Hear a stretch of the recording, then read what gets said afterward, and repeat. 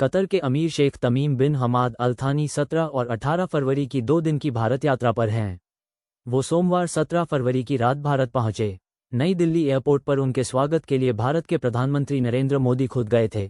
Qatar के अमीर की भारत यात्रा के मौके पर 18 फरवरी की सुबह भारत कतर संयुक्त व्यापार फोरम का उद्घाटन हुआ। भारत और कतर के बीच ऐतिहासिक रूप से घनिष्ठ संबंध रहे हैं।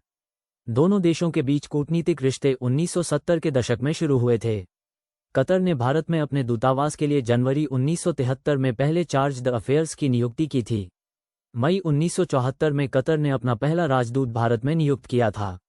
दोनों देशों के बीच राजनीतिक संबंधों की बात करें तो भारत के प्रधानमंत्री नरेंद्र मोदी ने 14 से 15 फरवरी 2024 को कतर की आधिकारिक यात्रा की थी।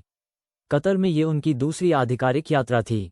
नवंबर 2008 में भारत के तत्कालीन प्रधानमंत्री डॉक्टर मनमोहन सिंह की कतर यात्रा के बाद भारत की ओर से सबसे उच्च स्तर की यात्रा थी। इस दौरान दोनों देशों के बीच 7 समझौतों पर हस्ताक्षर किए गए थे।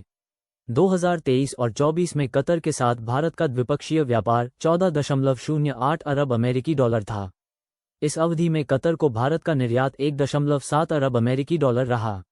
वहीं इस दौरान कतर से भारत का आयात 12.38 अरब अमेरिकी डॉलर रहा। एलएनजी के मामले में कतर भारत का सबसे बड़ा आपूर्तिकर्ता है। भारत अपनी एलएनजी की ज़रूरत का 40% से ज़्यादा हिस्सा कतर से खरीदता है।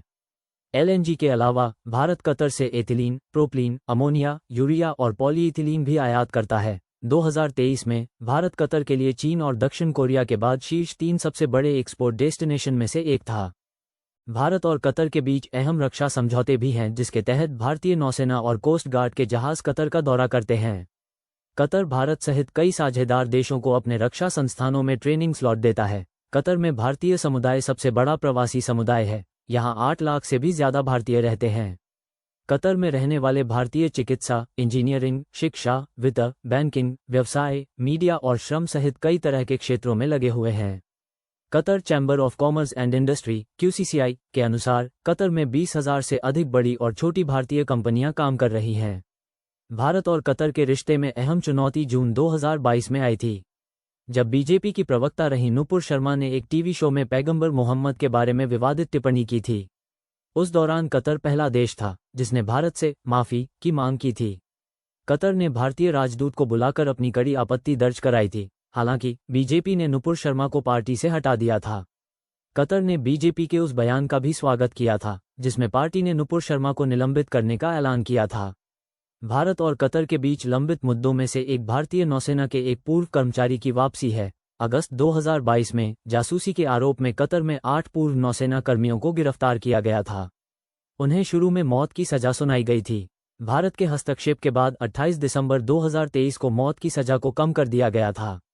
वहीं फरवरी 2024 में उन्हें रिहा कर दिया गया था।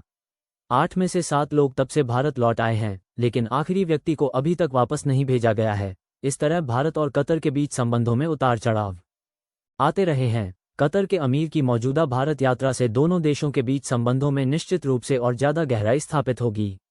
धन्यवाद।